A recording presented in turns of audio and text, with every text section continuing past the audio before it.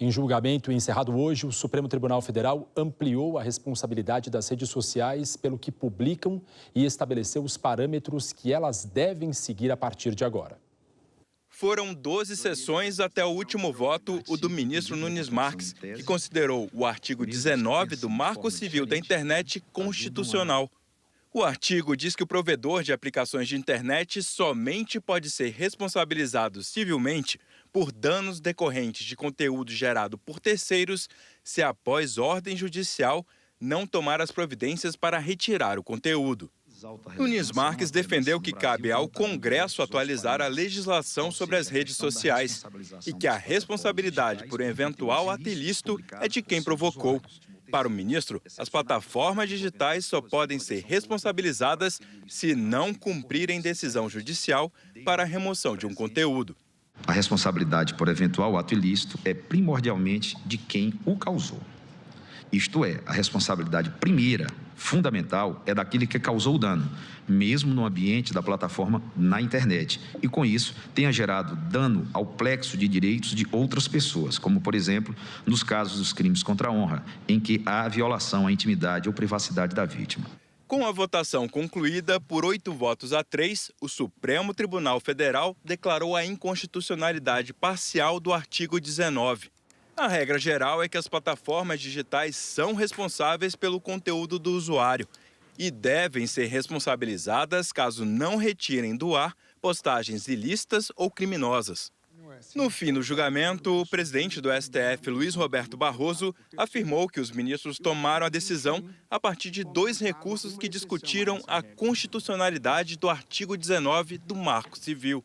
Portanto, para deixar claro, o tribunal não está legislando, o tribunal está decidindo 2 casos concretos que se puseram perante ele e estamos definindo critérios que vão prevalecer até o momento que o Poder Legislativo, se e quando entender por bem, vier a prover acerca dessa matéria. O ministro Luiz Fux, um dos relatores dos recursos, apontou que a tese foi construída em consenso pelos ministros e ressaltou o trecho que permite a notificação à plataforma feita diretamente pela vítima, mesmo nos casos de crime contra a honra. Há determinadas questões que será possível a parte, através de uma notificação não judicial, mas extrajudicial, pedir a remoção do conteúdo. O outro relator, ministro Dias Toffoli, também citou o trabalho de construção de acordo para a tese e se emocionou. As sugestões todas foram feitas. De todos foram feitas, como registrou Vossa Excelência, e muito me honra, senhor presidente, poder fazer a leitura desta tese. E digo, senhor presidente,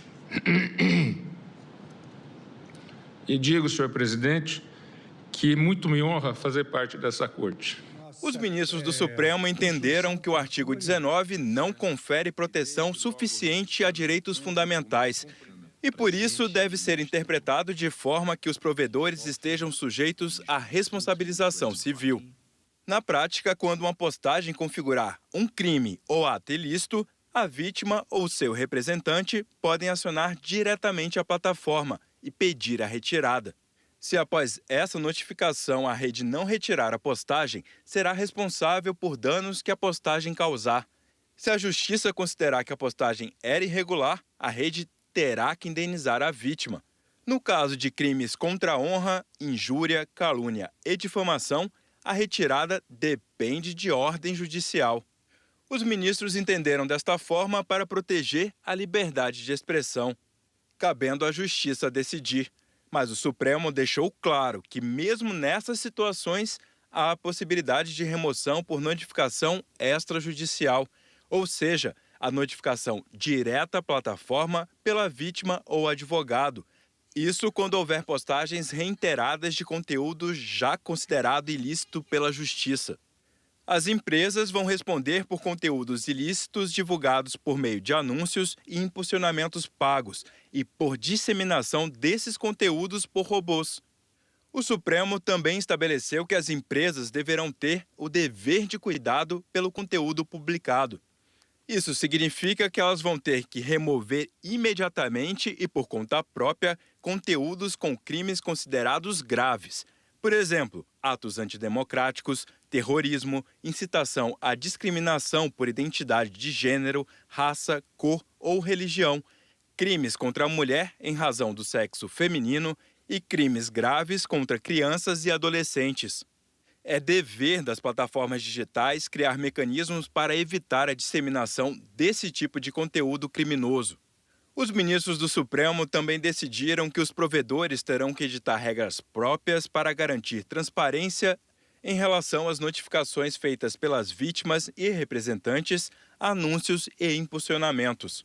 E também terão que disponibilizar canais de atendimento a usuários e não usuários. Mais de 340 processos estavam parados na Justiça, aguardando o entendimento do Supremo. A decisão da Corte terá que ser seguida por todos os juízes e tribunais do país. Isso valerá até que o Congresso Nacional edite uma lei específica com deveres das plataformas e que garanta a proteção das pessoas na internet.